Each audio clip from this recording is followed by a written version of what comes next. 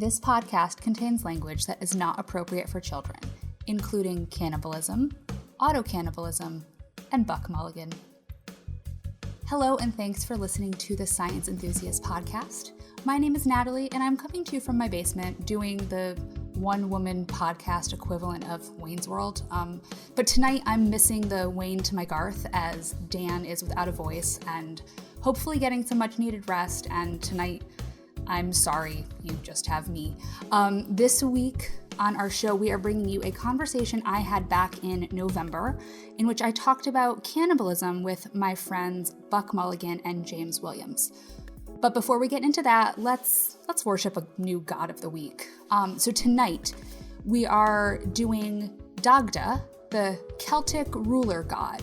So he is the god of life, death, war, magic, and banquets. Because obviously, you need a buffet after a tough battle. So this guy, he has a cauldron full of everlasting food, and he has a boar which never stops roasting. So foodie goals or something like that with this one. He has a huge club, like a weapon type of club, which is so big that it needs to be wheeled around.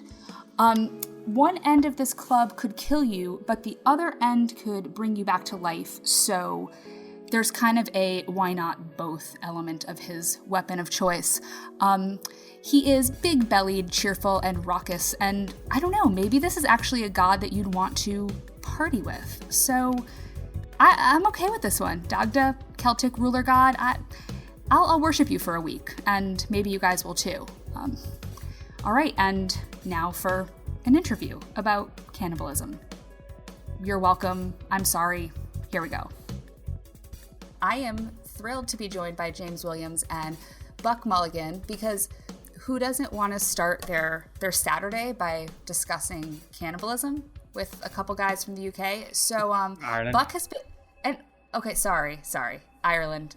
Buck, Yeah. who just had to interject for a second, has been on this show before, for better or worse, and so I'm not going to do any big intro for you, because whatever. But James, this is your first time on the Science Enthusiast podcast. Thank you for joining us today. Thanks so much for having me. I'm glad to get you guys talking about cannibalism this time in the morning. Yeah, it's wonderful. So we're here having this conversation because we saw you speak at QED. I guess that was a month ago.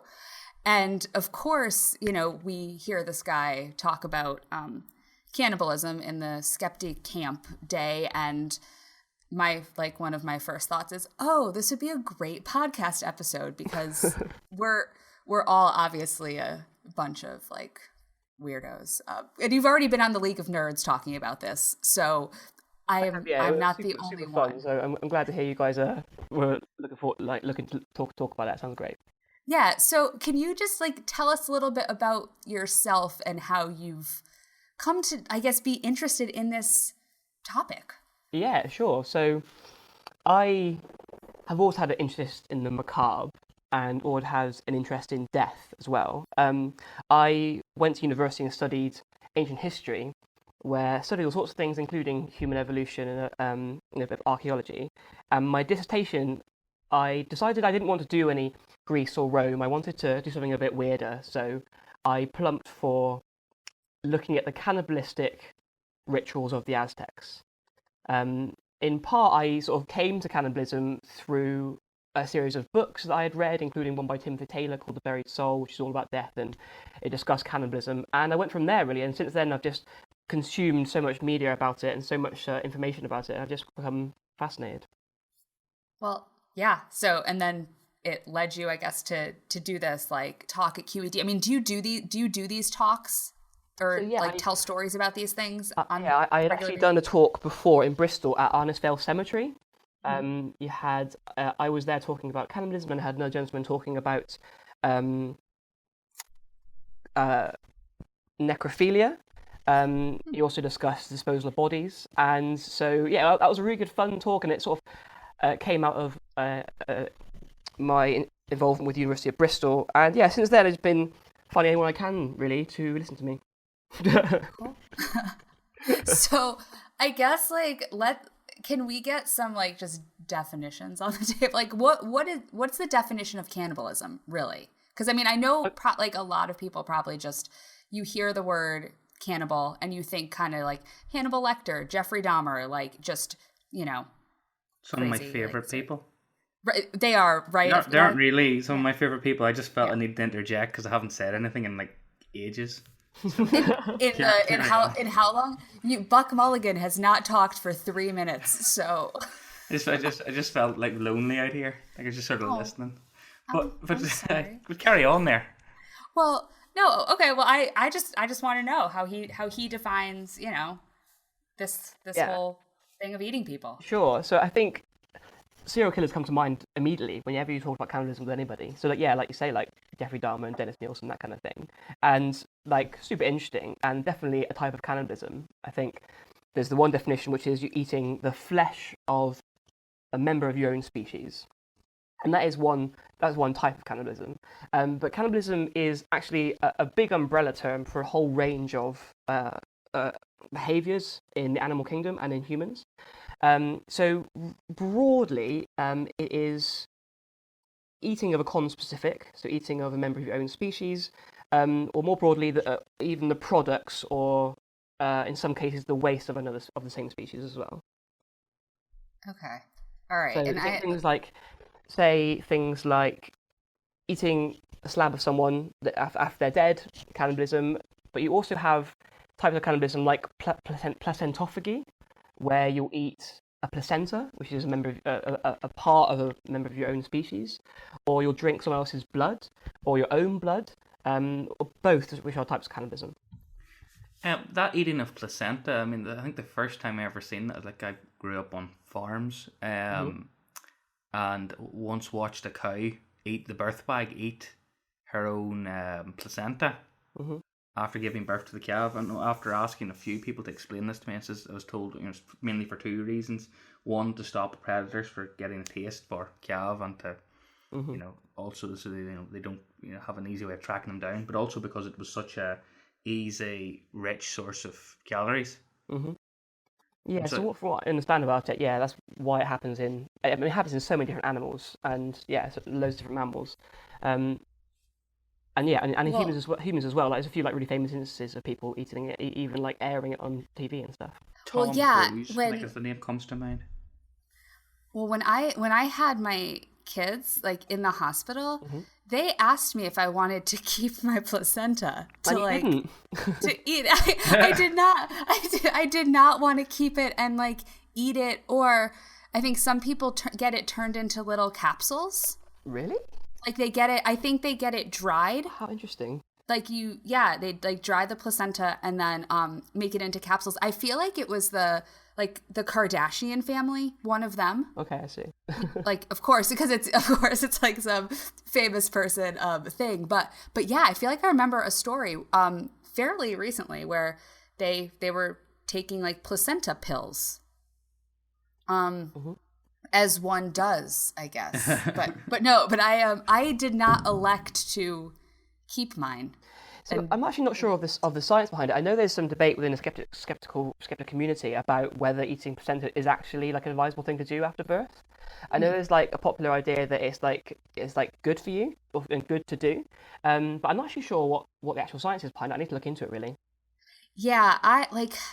Just to me, my knee-jerk reaction is kind of like, nah. Nah. Like both personally and like, I mean, I just figure if it was some practice that was super beneficial, wouldn't it be out there like that we'd all just be, you know, giving birth and eating? Sort of like with breast milk where the opinion is so split of whether it is so extra beneficial, whereas when it comes to placenta, it's like, no, just fuck off. Placenta is the fuck off of no, just hold on a second, fuck off. that's where we draw the line. It's like we could talk about breast milk and we could talk like that's great and whatever, but placenta is just the nah, like just not. Oh, but you know what? Speaking of breast milk, did that come up? As you always are. Like, I feel like we just talk about breast milk all the time. We have like pages of messenger chats of just about breast milk. Creepiest pages that you are going to come across.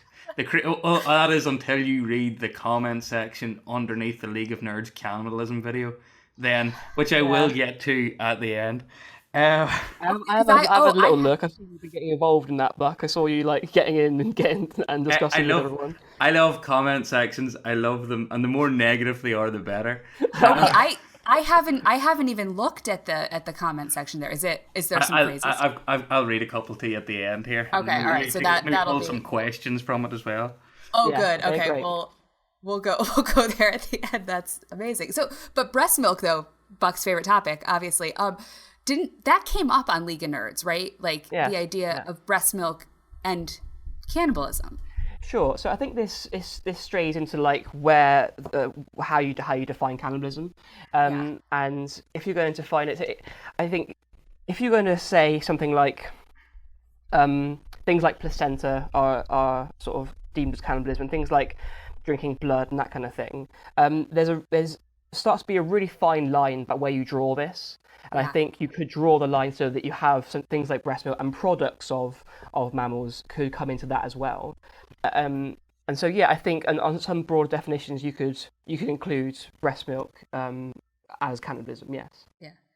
And then, like, one word that I remember from your talk that I think I ended up just, like, tweeting the word because I just was like, was auto-cannibalism? Yeah, so auto-cannibalism or autophagy is the act of eating oneself, and we do it a lot. Like if you ever chewed your own nails, or you've ever or you've swallowed your own blood from a wound, or eaten your own mucus, or eating your own semen, or eating someone else's semen. All those would make you would types of auto-cannibalism, and would make you a cannibal. So all of us. I'm a nail biter, so and that is really an interesting idea, isn't it? Like this, suddenly when you start to define your terms, then everyone suddenly becomes under this category, and I find that kind of fascinating that you can turn to an audience and everyone listening right now and say, quite safely say, you are a cannibal.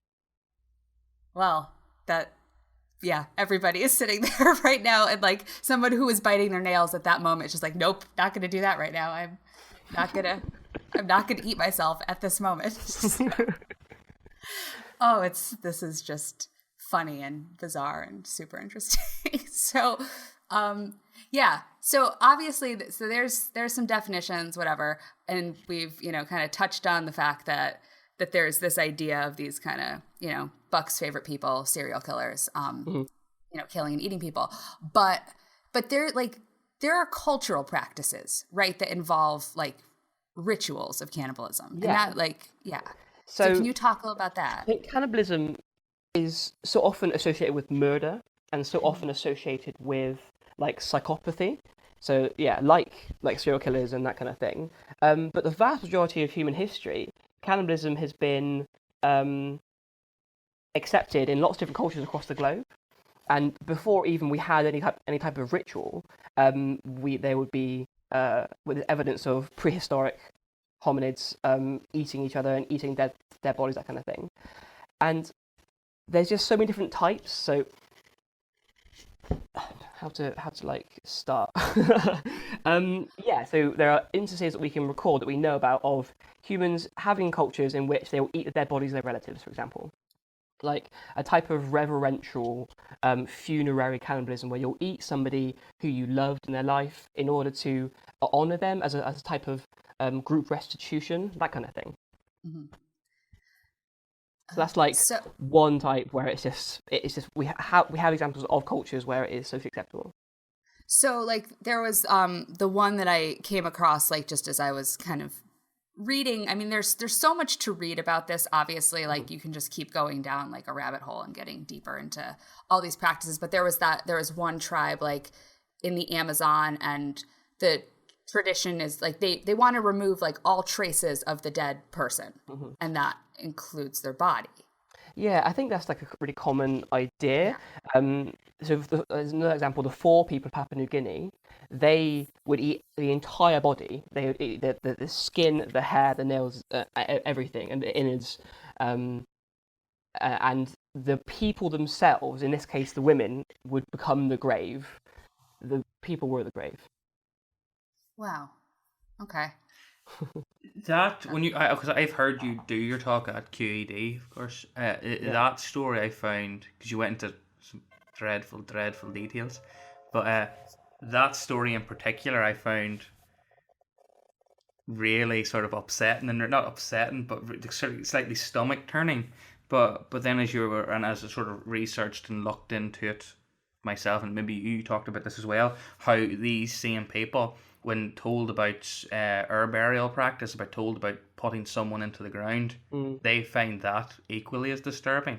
Yeah, if you imagine that your culture or your religion or it dictates that you keep your relative warm inside you, and then you are told that no, you should put them into this damp earth and allow them to rot. I can so see why that would be such an abhorrent thing to do.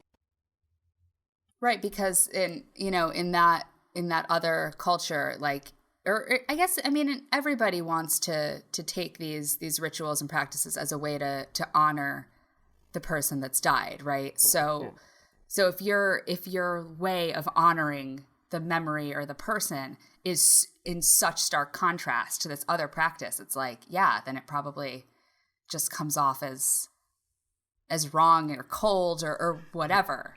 But it's all based on the custom and the culture where you are, and it's amazing the differences, I guess, that exist. Yeah, I think one of the main reasons I'm interested in cannibalism is that cannibals are seen as like these monsters. They're seen as just these abhorrent creatures almost that sometimes are not even portrayed as human. And I think as soon as you denounce something so strongly and you make it a taboo, or you call these people monsters, then it sort of cuts off any inquiry. And so I want to have a conversation about cannibalism because I feel like this kind of needs one. These people who are doing these practices are just like you and I, and they have all the same motivations, and they love and they hate and they fight and they live and they die, and just have their own ways of going about it. And so I kind of want to change how we often see cannibals. I don't think they're monsters. I don't think cannibalism is like a monstrous act. Well, because it's in these cases it's not murder. Like, people have died and then they're consumed, right? Yeah, so yeah. That's not always the case. I mean, you do have other examples of. So yeah, we have. I think that's I think the scientific term is intraspecific necrophagy, which I think is a great phrase. Say that again. Intraspecific necrophagy. So intraspecific. That's an album cover there, I think. There you go. Can you please like sing some songs and put that album out, because it started here. I don't think any song that I would sing would work on that particular album. There's tons of great words when you look at cannibalism. Like you say, autophagy is like a great word, and placentophagy, and the scientific word for cannibalism is anthropophagy or anthropophagy. So there's tons of great words. There are really good. See, so like you got into it for the words. Like these are good words. I love words, and I love graphs, and I love tables. and you obviously like have a fascination with just but death is interesting though. Yeah, I mean, yeah, death is fascinating. It is. And not just the way we view it, but the biological idea of death is really very interesting. And humans are weird. Humans are really strange. The way that we deal with something like death is there's so many different ways that cultures across time have dealt with it, and we all think each other are weird and strange. Well, and this topic in general brings like the idea of death out there in a way that we don't really think about. Like we don't really like to think about the idea of like people eating every last bit of another person. Mm-hmm. Like or how you get to that point of like eating another human. Like we shield ourselves, I think, from ideas of, more of the morbid ideas of death. And I think I'd say that I think you would find it abhorrent, the idea about eating, having your body, every last bit of it eaten. But I don't think that is something that is like innate in humans. I think we obviously find this stuff creepy and find this stuff weird to think about and gross and wrong.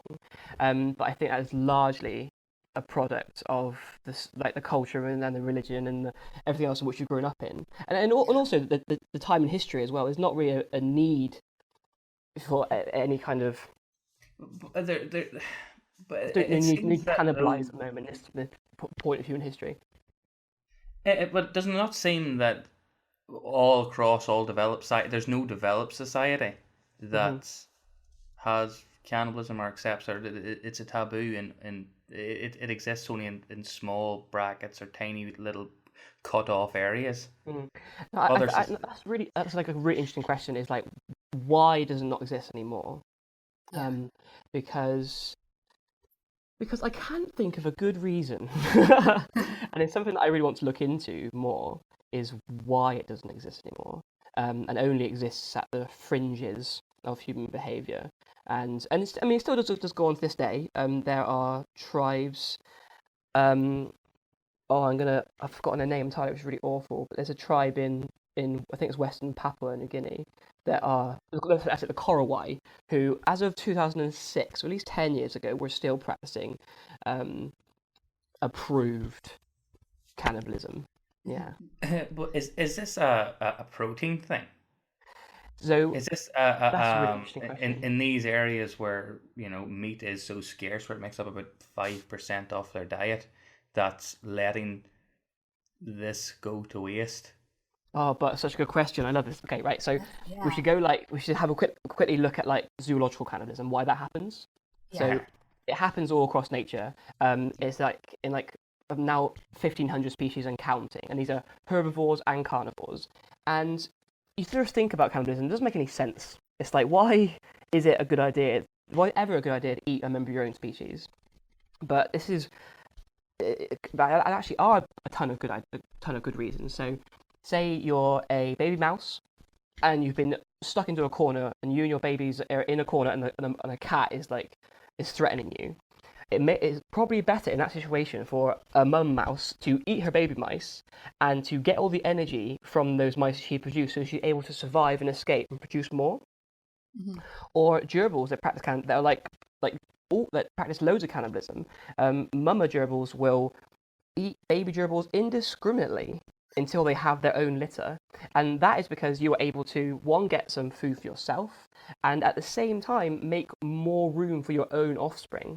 It makes like total, like evolutionary sense to do this, and so, you can also look at fish, and fish eat tons of their own spawn, and even sand tiger sharks eat each other in the womb, in order to get an advantage over their siblings. This was, I go into detail about this because I remember the first time I heard about this, and this is probably the most hardcore fucking thing on the planet. Yeah. Oh yeah, sorry. So in uterine cannibalism, it has been observed in other species as well.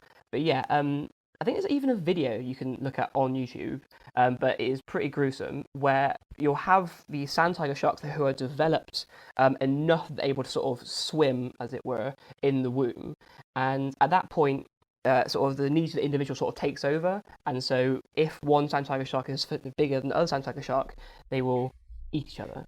And sometimes the sand tiger sharks are born with these little swollen bellies from their first meal. Wow, I mean that is that's hardcore. I ate my sibling in the womb. So it's just like the most extreme case of just natural selection in action. This is. It's like you're not even getting out into the world alive because I am eating you first. So that is intraspecific predation. So earlier I was mentioning intraspecific necrophagy, and that's when you say a member of your species dies and you eat their flesh. And then intraspecific predation is when you have another member of your species and you hunt them and kill them and you eat them. And I think that's probably what people think of when they think of cannibalism. They think of hunting people down, murdering them, and killing them, and that is a definite part. But I think it's part of a much bigger jigsaw. But yeah, so you mentioned the protein thing. It's like, is that a thing? There's lots of argument about this. Maybe, like the Aztecs, for example. There's some papers by Harner and Harris where they try to argue that the reason the Aztecs cannibalized each other was because of a protein deficiency. I think that has been those arguments have been fairly well countered. But I think there is a greater question, is that the reason that other animals other than us will cannibalize, we should expect to see in our own species, really. And we do, and in related species as well. So you've got like chimps, for example, who we know will hunt each other down and cannibalize each other. And even in times of no stress, no starvation, there's these two chimps in Gombe Park, Passion and Pom, that Jane Goodall researched, and they were habitual cannibals. They would go and eat other mothers' babies. It seems just because they wanted to, and that's been observed in lots of different like communities of chimps. And so, like, going back to like this, the like the protein and like that kind of stuff. Like, there have been instances not even just in tribal society, but in more modern society of like survival cannibalism. Yeah. Right, where like people they eat human meat to survive, right? Yeah. I think it speaks to our knowledge of our own edibility, that we see survival cannibalism, and it's sort of like a recognized, anthropological type of cannibalism where you're in a life or death situation, and it is the only way to survive without starving is to consume the flesh of someone nearby. And yeah, I mean, there's loads of examples of that, like the Uruguayan rugby team who crashed in the Andes and then had to cannibalize each other to survive. There's an example in British law, for example, of a shipwreck, and the men survived by staying on a raft and shooting the cabin boy and eating him. I think there were lots and lots of cases. I think that through British history, well, through naval history in general, of cannibalism, and survival cannibalism. I think there was actually at one case when the law was actually changed to make it illegal because they thought it was unbefitting of naval officers to kill and eat their comrades. So it kept happening, obviously, because people are going to try to survive, but they just didn't talk about it anymore. So yeah, I think the law about cannibalism is really interesting. As far as I'm aware, I may be wrong, I need to look this up, but I think I probably have to study a law degree to work it out. But I think that, as far as I'm aware, there is no specific law that forbids cannibalism in the UK. Mm-hmm. The only problem is, obviously, before you go out and eat people, is that all the ways in which you will get a dead body are pretty much illegal. So it's not illegal to actually eat the person or the meat, but how you procure, Yeah, like there's lots. I don't know how you go about getting it. Well, for example, it has happened in the UK. There was an artist who fed her guests meatballs that were cooked in her own liposuction fat. Which is which is cannibalism. That is. And that was perfectly legal and happened, and it's widely known about. I think in the Netherlands they had a panel show where they had a show where these two presenters had like small muscle biopsies taken of each other, and then ate those pieces of each other on TV. Oh. Yeah, I mean, like, I see that, like, I can't imagine myself being like, okay, like Dan, who's my regular co-host on this, like, hey, let's like eat pieces of each other. Then maybe you aren't real co-hosts then. Maybe you true. Oh, is that how you're? I talked to Miles and James about it. Some weird shit went down there. Some real fucking weird shit. So they eat each other? I think regular they basis, said or- they like on the podcast they were talking about the possibility of like eating a bit of each other. Yeah. See, we talked and we were the idea of like ethically sourced human meat came up. I think that it was James Gurney that was saying that phrase multiple times. Ethically sourced, because we don't want any of the, like unethically sourced human meat. No. I mean, would you? I don't know. Like, yeah. I mean, would you eat someone who was happy to be eaten? Unequivocally, no. No, I would not eat human meat. What if someone was happy to be eaten? Degenerates. Degenerates. So Buck. I'm reading the comment section here at the moment. Oh God! Of course, you're sitting there with a comment section open. Okay, but James, now you brought something up. I think on League of Nerds about say your leg had to come off like after an accident or something, right? Mm-hmm. You'd eat your leg, wouldn't you? Yeah. At the risk of sounding strange. You're so far past that. You're so far past that. I think we're all really far past that, so it doesn't even matter anymore. Good. I'm glad I'm amongst good company. I mean, it doesn't matter. If, say, I was in a car crash and I had to have my leg amputated, I would be sad, don't get me wrong. But part of me, there'd be a glimmer of happiness, because I'd be like, although I could eat my own leg. Because I think that's the only way, really, I'm going to have a proper chance in my life ever trying human meat. Is your own. Is my own. And I think that's probably true of most people, I think. Yeah, it's probably going to be able to try my own. That's probably it. Yeah. And so then you would have really immersed yourself in this topic that you've been I think so fascinated after by, having too. looked and read about it so much, it really sort of loses its horror and loses that yuck factor.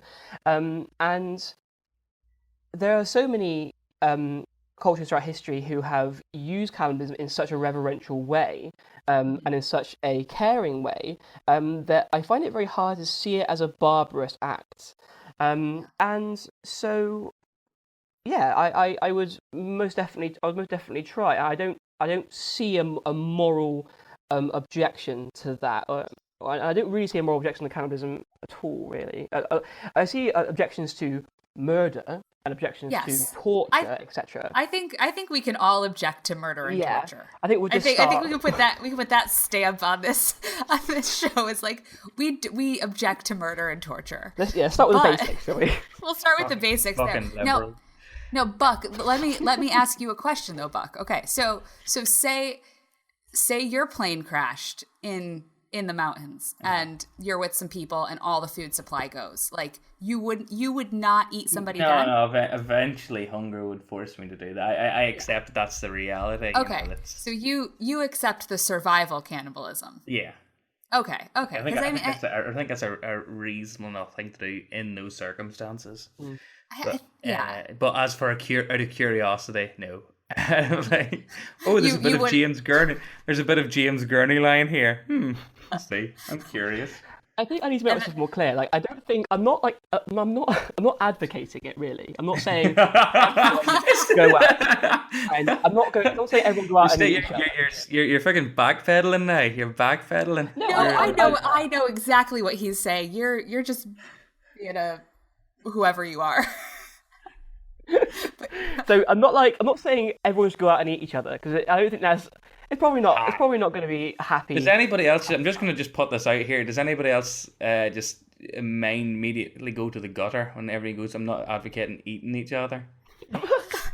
I'm just going to say that because the whole way through the podcast, and everybody, every time this says this, I'm thinking immediately to like fellatio. Immediately. I mean, my mind goes to the gutter sometimes, but obviously not as much as yours. No, it's mine. I'm a filthy. So strange. I've never even thought about it that way. What? Well, you've been way deeper into this than us. We're just on the surface talking about eating people, so eating each other. So I mean, in a way, you kind of are, but I see what I see. I just to like finish the thought, like I'm not necessarily advocating it. It's got a bad name. Like cannibalism's got a terribly bad rap, and I think people and like cannibals, I think it's like a wider problem. They are a discriminated minority. I will give you that much. Like the word cannibal itself is like almost like a racial slur. It came from Christopher Columbus, upon visiting the Americas, was greeted by the natives there and was told about a tribe called the Caribs, who they branded as these man-eaters. And the rumours of this kind of man-eating abounded in the Americas at this time. And so this mispronunciation of Carib became Cannib, and the word we know today is cannibalism. And so what Columbus would do is anyone he would brand as a cannibal he had a justification to enslave them and justification to murder them, and it became sort of the word to brand people as barbarous. And I think that we still have a connotation today, that cannibalism, this practice, is barbaric. And I feel like it to a certain extent comes from that, and comes from that initial meeting of two worlds, of sort of East and West. And Christopher Columbus, we know he was just a dick anyways. Anyway. Yeah, definitely. I think it's just yet another way in which he was a massive dick.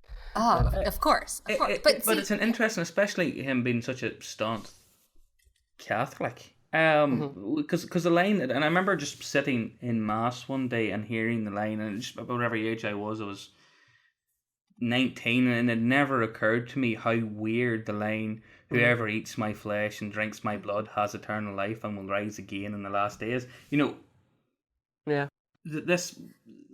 How that idea is such an important part to Christianity. Yeah. And everybody seems to it seemed to be brushed over, where it just becomes a part of the muffle, a part of the noise. And that's normal, that people consider that as normal. And that is a hugely, obviously, a cannibalistic idea. And Catholics to this day teach about transubstantiation, and that the wafers and the wine truly is the flesh and the blood of God. This is not a representation. This is literally. This is it. Yeah. I'm really glad you brought that up, because I had written that down, like cannibalism as part of the Eucharist. Because it really, I mean, when you think about it, like that's kind of fucked up. Like, you're eating Jesus. You're eating flesh and you're drinking blood, and this is so interesting. So when Hernan Cortez and the Spanish conquistadors went and visited the Aztecs, and which spelled their eventual demise, they found the Aztecs would eat each other, and they would have these big wars, and then they'd this is all quite complex, because we're not quite sure about some of the details of this, but one of the ideas is that they would capture warriors, and then they'd sacrifice these warriors at the top of their temples. They'd take an obsidian knife and they'd cut their chests open and pull their hearts out and give the heart to a god. And then they would cut the arms and legs off and eat the flesh of these arms and legs of these people. And the reason they did that was because they believed that these people, upon being killed, became gods, and their flesh became God flesh. And so they would literally eat the flesh and the blood of God. And they used human flesh and blood to represent that. And oh dear, that is so similar to Christianity. It really is. It's just that the Aztecs happen to use actual flesh to do that. And whereas, instead now they have stale crackers. Yeah, exactly. And it's like there's not much in this. Actually, these ideas are actually quite close to home, and that's really fascinating. Oh, it is. I'm glad you brought that up, because the Catholic thing is just it's a little creepy. That's throughout Christianity in general, but only in Catholicism is it. In fact, the idea of transubstantiation has caused people to die over disagreements, whether the wafer is literally, or whether Christ was speaking metaphorically or literally in that particular point. Which again, it's something which I've always meant to try to find the origins of that, and I've never at any point got round to it. But I don't really know. I had like a book years ago about like about Gnosticism, just sort of before Christianity, and sort of like the very early proto church and how these ideas came about. But I don't rightly know. Up to the next podcast. Yeah, we'll just keep going. Like, actually, I mean, there can be like just a whole series on these kind of topics, though. Like, I mean, cannibalism can spawn so many other other conversations. Yeah, it though. does. I think because around like ritual, around death, around so many different things that are connected, and where history like where we were and where we're going with all of this. So it's all really fascinating. I suppose we move into the because this was the area that I had my assumption of cannibalism had always been, well, cannibalism is an excellent way of spreading disease. If I eat a cow, the likelihood of me catching a cow disease is very, very slim. I didn't spend a lot of time with that cow. But with a human, well, I can get a human disease pretty easily. So I suppose that would be, and the one that would always jump to mind, and I've talked to you about this before, is mad cow disease. So mad cow disease was caused by cows being refed butchered waste cow fed back to them. So I think if we're going to look at cannibalism as a whole, I think we can say statistically that it is better. So say you're living in a tribal culture, and a member of your tribe dies. The risk of gaining disease is outweighed by the benefits of getting all the energy from that person, because if you were to sort of, especially if it's a healthy human, but also if you were to cook, it can get rid of a lot of that kind of, like the pathogens, that kind of stuff. There are things that you say like mad cow disease, which we have observed in humans, but I think before we sort of talk about that, it is very rare. And I think the reason we saw it in cows is because we were doing it on such an industrial scale. But in like the course of human history, there's been many known instances of that happening. But the one that I think everyone might be aware of, or many people might be aware of, is the case of the 4 people in Papua New Guinea. Again, they had this culture where they would, as I said earlier, they would eat the entirety of a family member or a tribe member, and that was it. And then one day, people just started to die.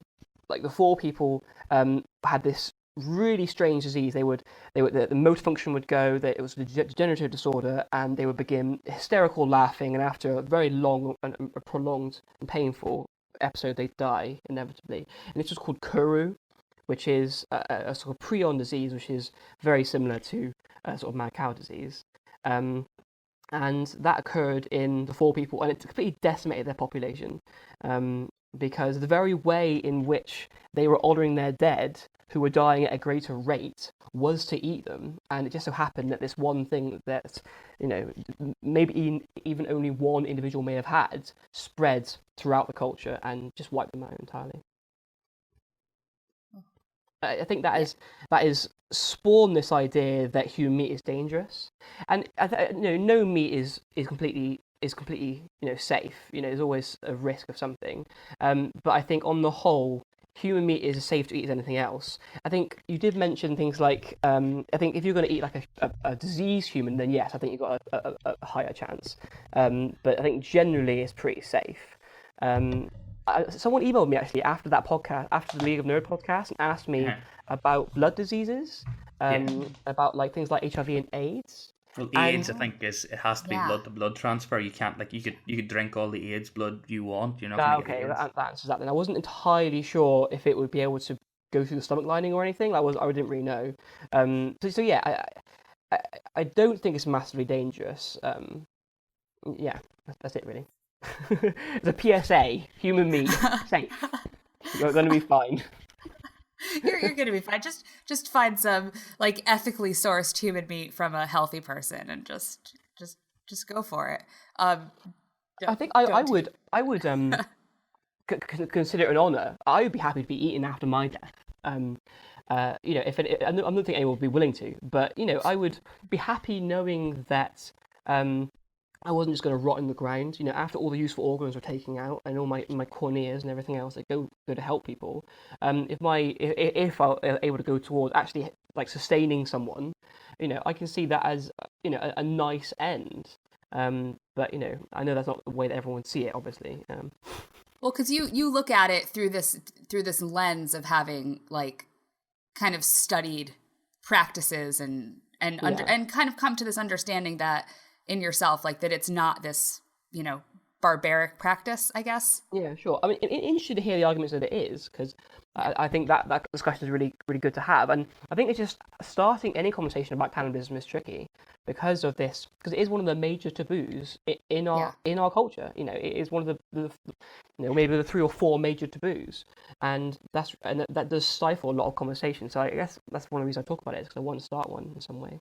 No, it's interesting. I mean, because it's not a topic that I had ever really given much thought to outside of watching, horror films, pretty much, honestly. So it is interesting. So now I'm curious, Buck, with comments or questions or whatever from League of Nerds comment section. Okay, this is, I don't know. There's a couple which I really, really like. I'll start off with this one. It's just a comment, not so much a question. I can edit this a bit out. Interesting conversation. Still think cannibalism's for degenerates though. Yeah, I think I saw that one. I think I saw that you replied as well, didn't you? And my reply was, I agree, like furries. Did you say furries? Like furries. Because you had to. You had to. Yeah. Just to annoy Miles. Okay, cannibalism is eating the product of a member of your own species. I eat my mom's food. Am I cannibal now? Okay. If we address... If we're gonna be pedantic. But yeah, I think it is a discussion to have about where the line is, but it's far the definition of cannibalism is far broader than I think is commonly thought. I think there is a fine line probably somewhere between cannibalism and coprophagia. And I don't necessarily know what that line is. It's like eating sputum and like eating like mucus and stuff. You could either categorize that as cannibalism, or you can categorize that as like some kind of coprophagia, maybe. But yeah, I take their point. Like, it is not necessarily always as clear cut. But we can safely say your mum's food is not cannibalism unless she's cooking you bits of herself. Yeah. Well, maybe that comment came from email and the videos, because it's the weirdest fucking name. Naming and shaming, are we? I like it. Who else do we have here? Yeah, you really love comment sections. I know you do. I know you do. Like the really negative ones. So that's good. Is it completely? Yeah, see, I get. Yeah. What else do you have? Okay, that's not even worth reading. So, I'll read it anyway. You can answer this question. Is it completely immoral to eat children? The only right thing to do with dead children's corpses is to implant a mechanical android inside them and their skin to keep them as your undying slave. What is your thoughts? Oh my god! Like who are the people that write YouTube? That's Captain Tomato. Captain Tomato. Of course it is. And like, I'm so glad you commented, Captain Tomato. Is it completely immoral to eat children? I'm sure he thinks it is. People like the Yanomami people of the Amazon basin, the idea of like cooking their bones down into soup and drinking them and keeping them warm inside them, it is their way of showing like love and affection towards their family members. The idea of putting them into damp rainforest earth and leaving them to rot cold and alone is just as abhorrent to them as what they do is to us. In terms of implanting androids in people, we can have this conversation about transhumanism. I guess that'd be fun, but I didn't know that now. That's another podcast. Yes. that is. I mean, that actually would be a super interesting podcast. Be. Yeah. And just 2 more comments before. Let's go. Okay, I wouldn't buy in quotes ethically sourced human meat either. Purchasing would create an economic demand for the product, which pretty much in turn creates a demand for dead humans. I don't want humans to see their death as in demand. I think that would have a significant downside to the psyche of society if it were ever to become a popular notion. I don't know what he means by damaging the psyche of society. I'm not sure what he means by that. But I think there's not I think exactly an a issue shortage is like of we people. do. Like I mean, like if I was to die tomorrow, my heart and liver and lungs would, there's a demand for those. Yeah, sure. And psyche, Yeah. the psyche isn't really demand. But yeah, well, carry on there. I think there's already a demand for human body. I mean, there's not a shortage of them really. People die all the time. I'm not saying that it's like economically viable. You really, I'm not. you really are making a strong case for this thing that you don't want. It's not like I'm not trying to- I I'm trying swear to God, I don't really want to eat a person. But if it was no, I available, do. if anybody would, if for someone who would like to get eaten, is there an email address I could contact you on? There is, yeah. Oh yeah, we'll ask for your email address at the end of this, because then you never know. I'm going to get some who might be interesting listening. emails. I hope I get interesting emails because I want to hear from people and what people think is interesting, super interesting. Just to clarify, I would be happy to eat human meat, but I'm not saying I want to advocate it as like a societal structure.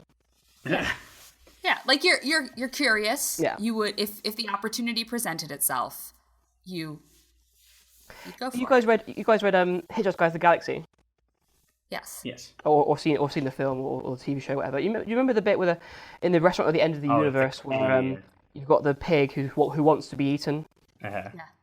Would you think it's okay to eat that pig who wants to be eaten? I have my issues with creating that animal in the first place. I for whatever reason, I found that really disconcerting. I suppose that was the point of it. I found it like just on a visceral level. I went, ugh, I don't like this. I don't even find this that funny. Why is this a thing?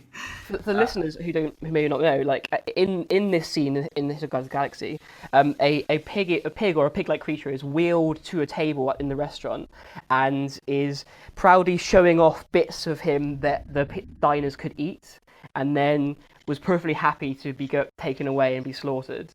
And I think it's really interesting, like whether that's they done that for the reason of because people didn't want to eat an animal without the consent of the animal. They genetically modified an animal that actively wanted to be eaten. Yeah. And so they've done away with the moral issue. Yeah. And that's the thing with humans can consent. Yeah. I think that's an important distinction. I mean, is it more ethical to eat an animal that can consent? Is it more ethical to eat a cow? Or is it more ethical to eat an animal that is happy to be eaten after it's dead? I don't know. That's a question, isn't it? Yeah, because if the person is like, yes, this is what I want to be done with my body when I'm dead, and then there are willing participants, I guess, in that ritual, then everybody is, participating in a consensual act. Like it does. It's like, are we talking about eating people, or are we talking about eating people? Like suddenly it all comes flipped on its head. Like, is it more strange to eat your own species or to eat another species? Is that actually the weird thing? Uh-huh. Like, well, clearly eating your own species is the weird thing. but why? Culture and practice. I think there has to be more to it. I think it has to be more than culture for it to be such a fringe consciousness act. and I think I mightn't be fit to put it into words, but I have to imagine there is more into this than because for it to be something and to be, I mean, as far as back as we go back in history, we can see that the Romans, they talked about the Celts, they were cannibals, and of course the Celts had no involvement in cannibalism at all. But I think there was, and then there were other ancient societies who talked about claimed the Romans killed and captured and ate prisoners. Yeah, sure. So it's we can look back extremely for as long as we've been writing, and people have been claiming that their enemy were cannibals. Yeah. So it's a deeper thing. It's an extremely visceral thing. The idea that the norm has been a dislike and distrust for the people who have done it. I think I have to disagree. I think because writing, the period of history you're talking about is really recent. Yes. And I think if we're going to look on a broader scale of human existence, I think the majority of it, I think cannibalism occurred. I mean, it's impossible to tell. But some of the earliest remains we have of humans have evidence of ritual funeral cannibalism, and we see it in our closest relatives. That it would make more sense, instead of leaving this body to rot, it would make more sense to eat it. And I'm not doubting that cannibalism... But again, that even comes as I would see that as, again, survival cannibalism. This is out of necessity rather than... I don't think that's true either. I think there are examples that we can look at the animal kingdom right now where cannibalism will happen on a regular basis. I'm talking about for humans, sorry. I think, as we say, with like Pom and Passion, the Gombe chimps who go around and eat, other mothers, infants. They weren't starving and they weren't under any particular stresses.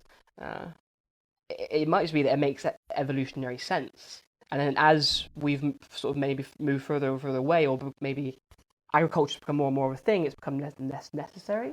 I don't know. I think those are really interesting questions, but I don't think I would object to the idea that there's an inbuilt, like an innate distaste or something for cannibalism. Well, it's definitely a topic that I think brings almost more questions than answers. Yeah. Because it makes you think, of people as a whole, but then also it's one of those topics that makes you kind of reflect inward a little bit too. Mm-hmm. Like, what would I do in these particular situations, or given this opportunity? So it's that. That's why things like this and discussions like this are like fascinating and can kind of continue on and on and on, because they just bring up so many questions. Now, well, I finish off with one last comment. Yeah, I was going to say, find one. This comment, we should have just read this at the start and not done the podcast. This comes from Philippe Cordas, who is actually a regular, who's not really regular, but has commented in the past. I think it sums the whole thing up nicely. And you communists wonder why God Emperor Trump won? Do we need to accept cannibalism as okay? I mean, this all cultures are equal is nuts. Is nothing considered barbaric anymore? And Fat Man Sam Castles replied eloquently, the only way that he could possibly reply, your mom's a cannibal. All right, why have we been talking for almost an hour? Because that's the podcast right there. Done. Done. You degenerate leftists. This is the reason we're in this situation.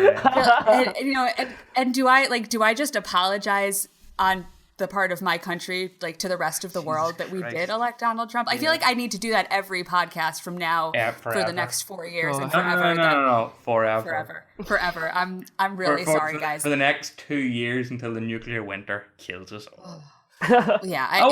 Which is pretty interesting. So when the nuclear winter does come, will you be cannibalism? Yes. Yeah, I'll be there. I'll be in the cave. I'll be the first one eating human meat. Finally, my chance. Yeah. So you know what? Donald Trump becoming president has made the path to you eating human flesh a lot easier. Oh my God. Yeah, that's where we are right now. Okay, James. I find no humor in the whole Trump thing. It's just so distracting. It's awful. It's awful. So if people want to send you weird emails or get in touch with you, James, after hearing this, how can people contact you? Yeah, so my email address is not particularly easy to say, but it's jim42dot@gmail.com. So it's like jim42 and then the word dot at gmail.com. And I realize I need to get a better email address, but yeah, that's my email. So send me your thoughts.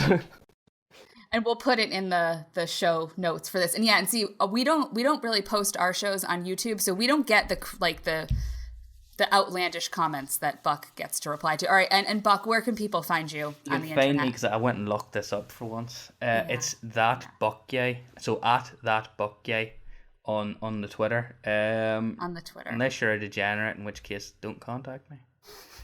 Well, no, he likes it. He welcomes it. Contact degenerates. Contact James.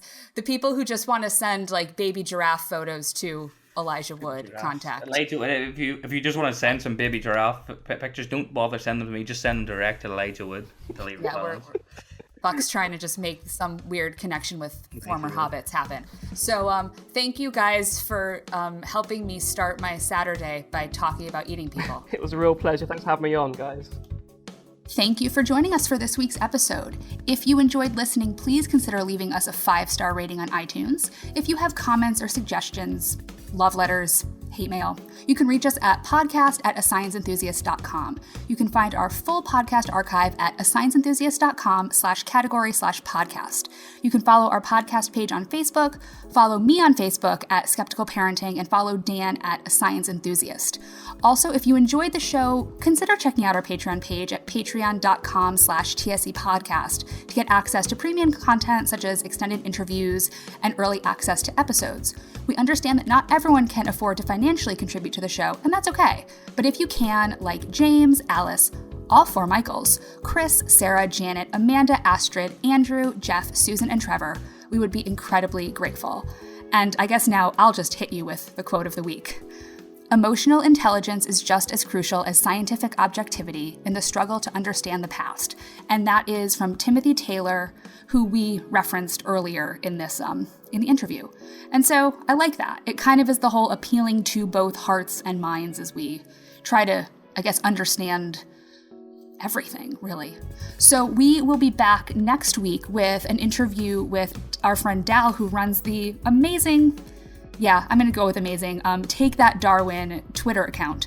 So we interviewed him, I think that was maybe back in November. So we've been sitting on this one for a while. It's fantastic. And Dan will be back next week, so you'll get more of him, less of me. But thank you for listening, as always, and hope you have a great week. Bye, everybody.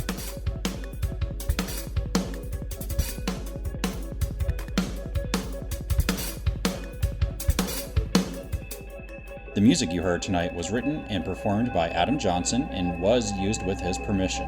You can contact Adam at AdamJohnsonDC@gmail.com. This podcast is property of Not Narrow or Straight LLC, all rights reserved.